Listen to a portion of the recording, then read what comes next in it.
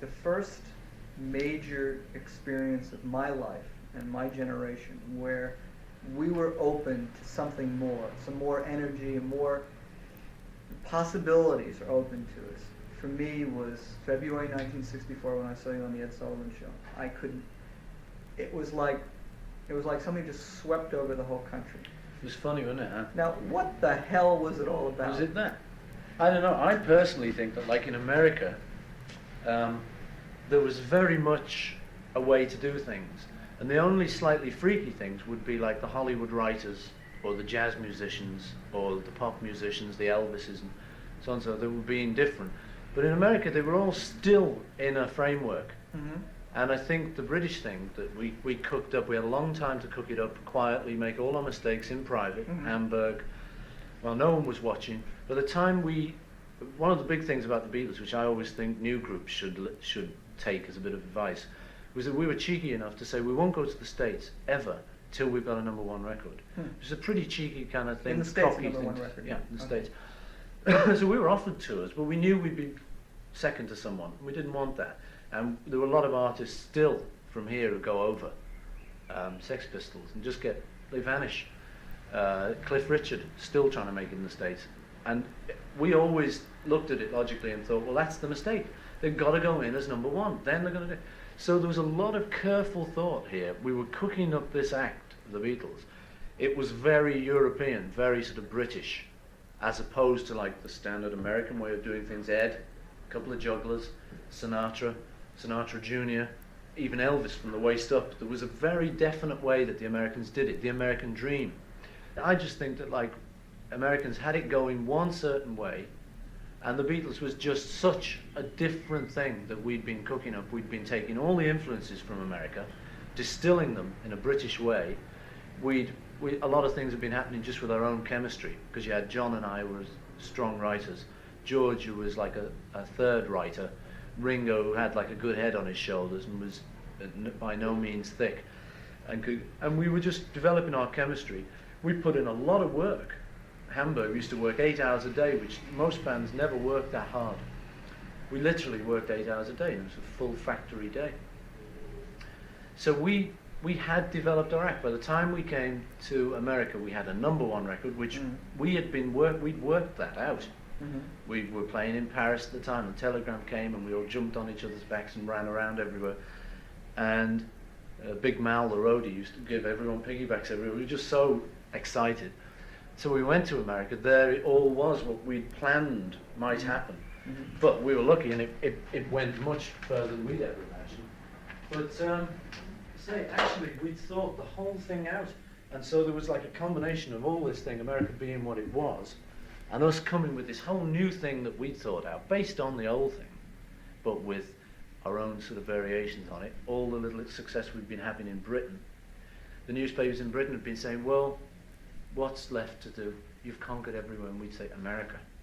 So, oh yeah, of course, yeah. We'd say, America, watch out, you know. Got the #1, went to America, did Ed Sullivan. By then we'd like distilled our stuff down to an essence. So we weren't just coming on as just any old band. We had our identity, this total new identity for us. Could you feel that among you? Was there a particular we knew spirit? it. Yeah, we knew it. Yeah. Well, people were saying, what's this with the haircuts? Now, if I go back on the haircut thing, I know it was actually because we saw some guy in Hamburg whose hair we liked. John and I were hitchhiking to Paris. We asked him to cut our hair like he did his. He didn't do it quite the same as his, and it fell down in a Beatles cut. His was actually more like this, coming over to one side. Hitler, yes. Not Hitler, but a kind of longer Hitler thing. Yeah, no, I know. Oh, coming down. We wanted that. He was Lawrence, actually. That's the way his hair was. He was a very sort of artsy guy, this guy. He was a great guy called Jürgen. He was a photographer friend of everyone's from Hamburg. And he was living in Paris. He cut our hair. We just came back to England. All the people in England thought we were German because the newspapers said direct from Hamburg, right. The Beatles. So all the kids thought we were German. They were all surprised.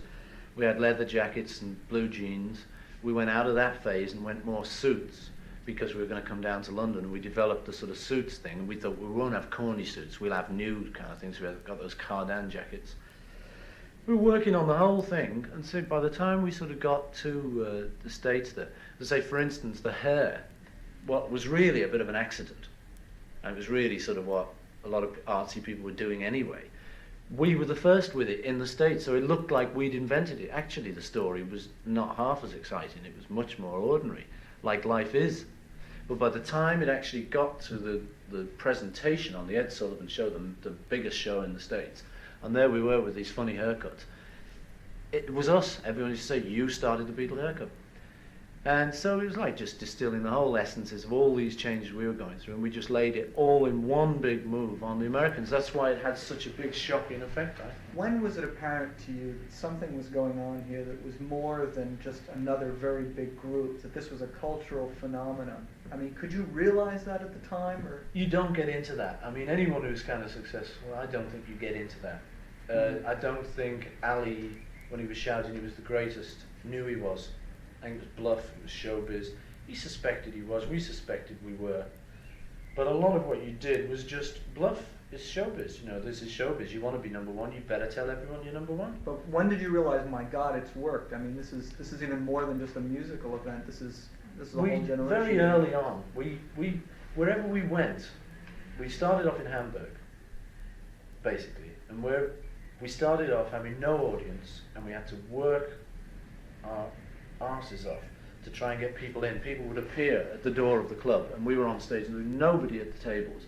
We used to try and get them in to sell beer for the manager.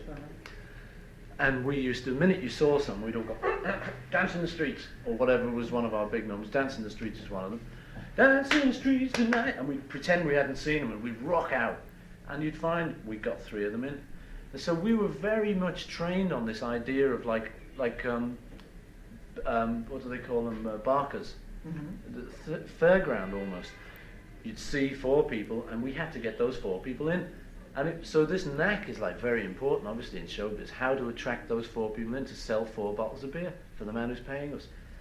We eventually sold the club out, and that, I would say, then we started to know it was going to be big, because we really started to get a Saturday night audience, which then started to be an all-week audience.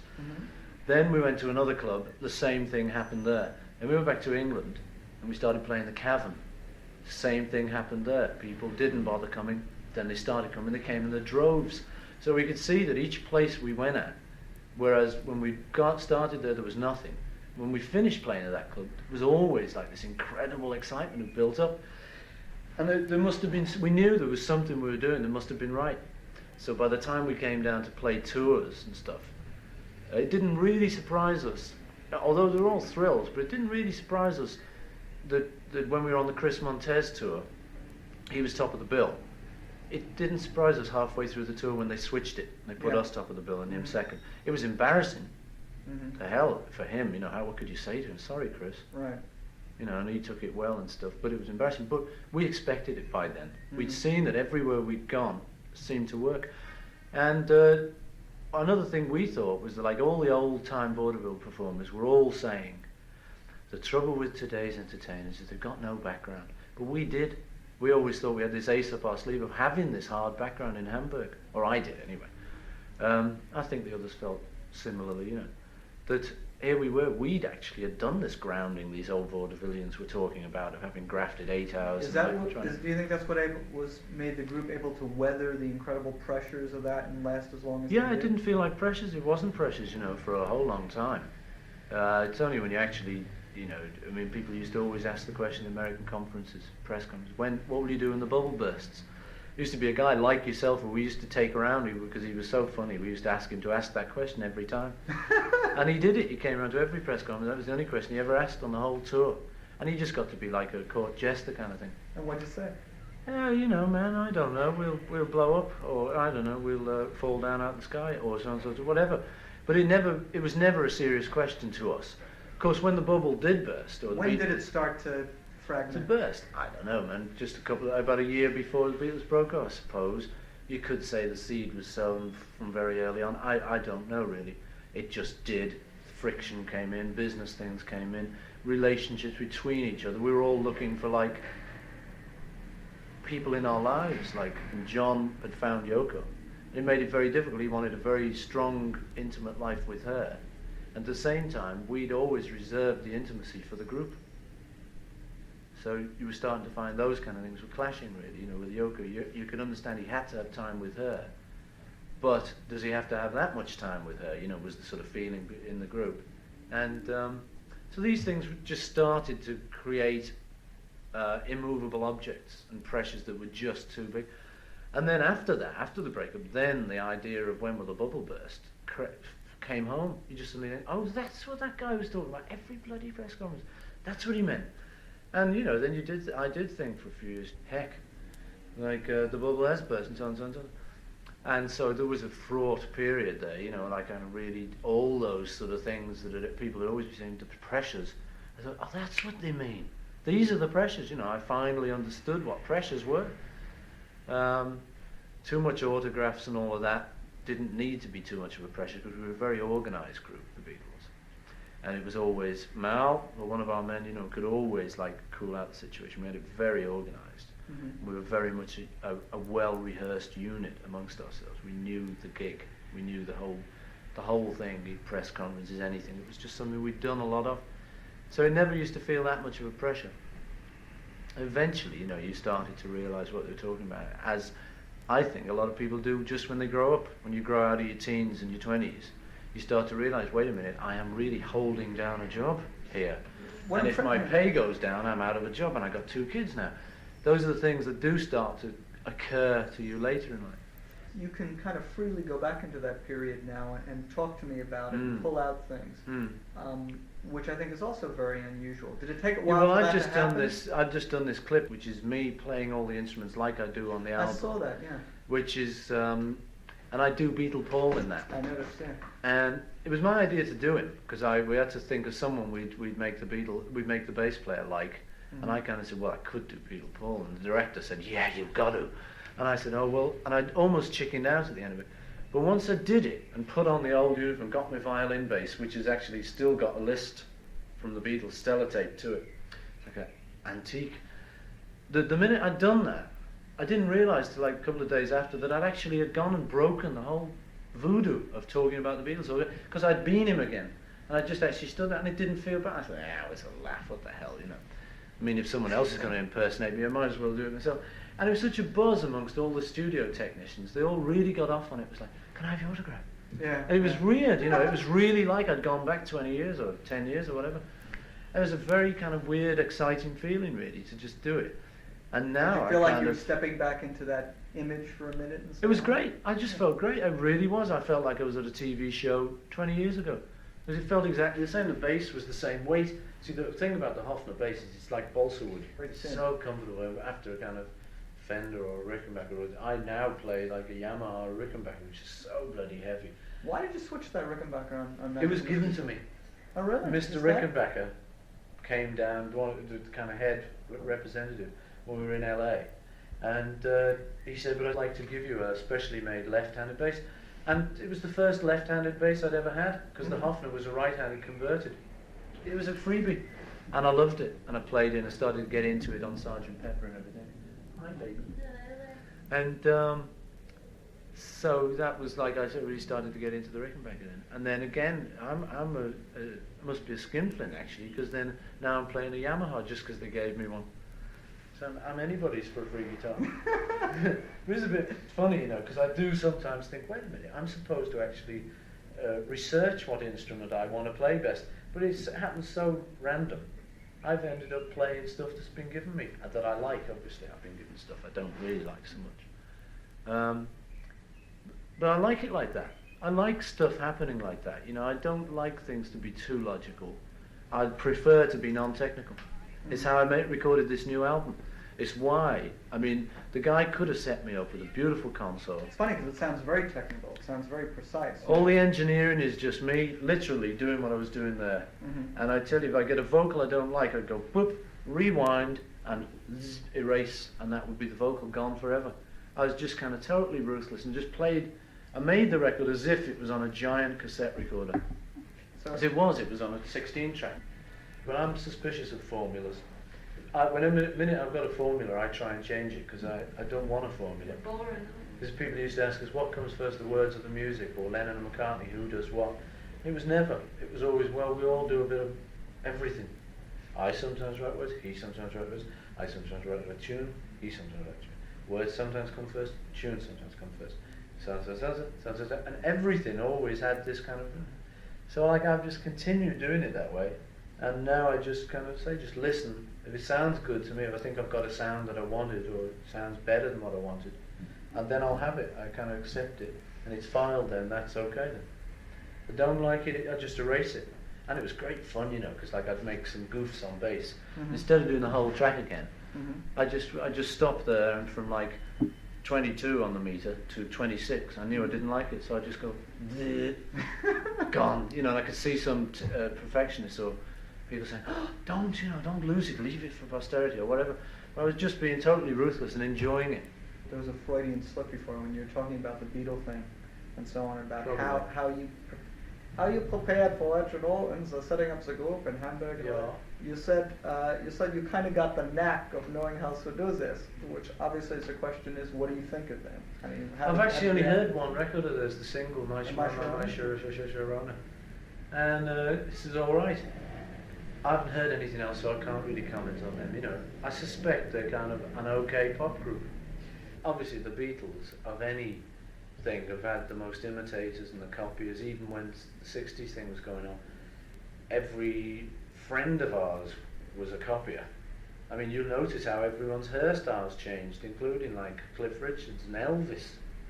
The hair all suddenly came forward, you know. So like I'm kind of used to seeing everyone do numbers. ELO and a lot of their stuff was very Sgt. Pepper inspired or whatever, you know. But I Am The Walrus forever. I'm the Walrus again, you know. Again, I'm the Walrus.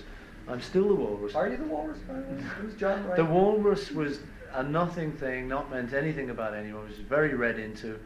And what happened was, when we did Magical Mystery Tour and portrayed it, I actually put on the Walrus mask. The one on that wall all swaying happens to be me with the Walrus thing.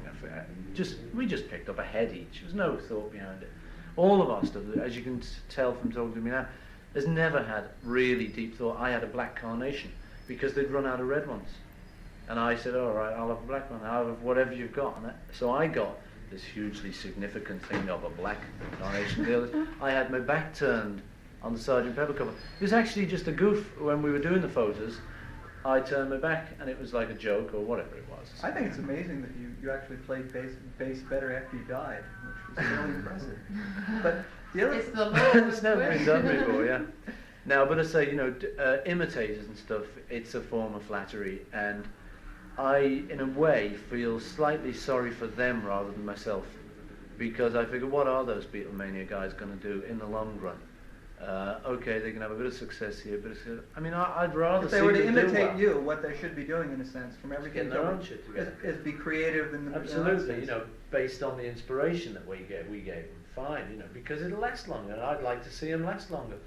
You know, having made it, and knowing how bloody hard it is to keep making it and to continue in success, I'm really for anyone who can make it. I don't care if they're the world's worst Mrs. Miller or somebody, you know, I don't care.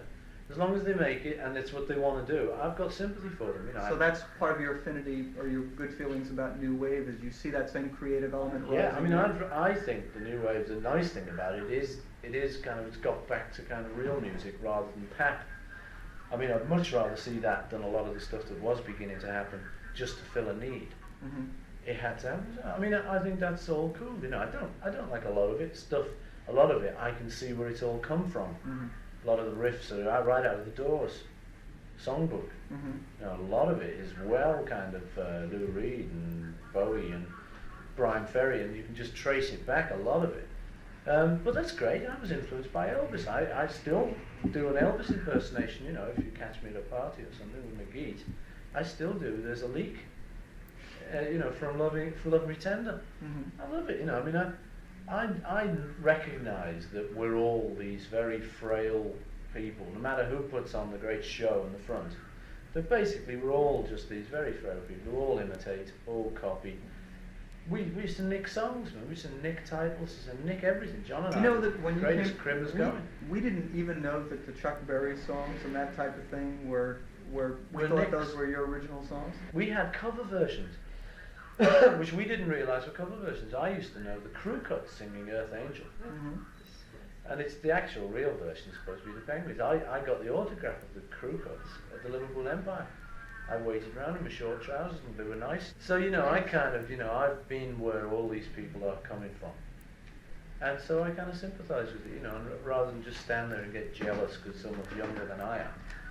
The criticism you've come in for, it seems to me, has to do with the fact that you use pop as a medium. What is it about pop that you are attracted to? It seems to be something that you like. I just like it, man.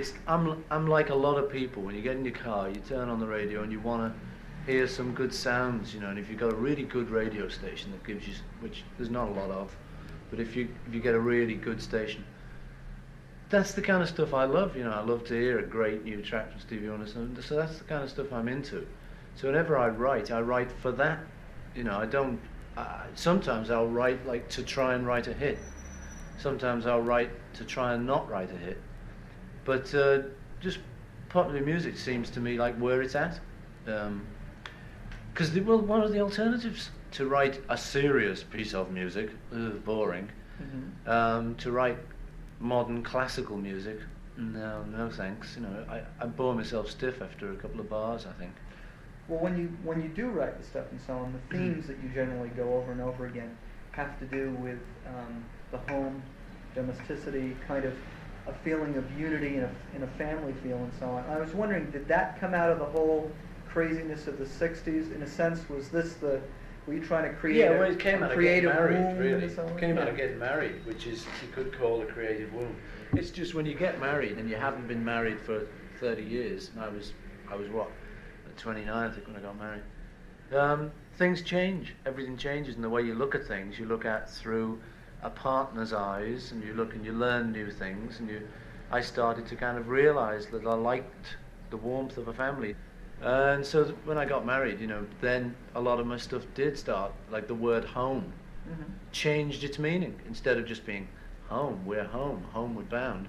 It started to really mean, hey, home, like I've never had a home for a long time. Right. Because I was very much bachelor for a long time. Started to realise, that that's important, this is important, and so on and so on, warmth, and like being kind of blatant about your feelings and investigating them rather than hiding them. On this new album, I've got a track called Waterfalls, which is basically saying, don't go doing a load of dangerous stuff, because I need you. And that's a kind of more mature thought for me than I would have been able to have done 20 years ago. Because I just didn't realise that it's not all going to be here forever. That's the kind of thing you start to realise once you pass 30. A lot of the images have to do with childhood. Do you feel did you have a happy childhood yourself? Yeah. Does that just sort of come up from your subconscious? Because, a lot of people have written and said that something as simple as a nursery rhyme has a lot of power to it. Like Mary Had a Little Lamb, yeah. Something like that. That was totally, I don't put, the word round about the time was that I'd released Give Ireland Back to the Irish, it had been banned, or Hi, Hi, Hi, one of them, which Ireland was political song, so it was banned. Hi, Hi, Hi was supposed to be drugs and sex, that was banned. And then the next single was Mary Had a Little Lamb, and people thought it was like my way of saying, okay, try and ban this. Right. But it actually wasn't. It was actually because my kids were very young, and anything I sang to them didn't make sense other than stuff like that. Once I started doing Bar Bar Black Sheep, they went crazy. But they were my audience. So I just did it as a single, Again, because I just thought, well, there are children in the world, we're not all grown up yet. And so for kids, that's hopefully a kid's record. We're not all, yeah, hopefully I'm not grown up. Yeah, that's the worst is going to be to actually be grown up. But I'm doing quite well, actually. On that score. I haven't grown up an awful lot. But, you can say all of that stuff about it. I tend to just sort of dismiss it a bit and just say I've done some songs that I would think are really good. I've done some songs I don't think quite came off. Some I hate. But in the kind of whole story of it all, I've done enough to satisfy myself that I'm okay. That's basically all I'm looking for, like most other people.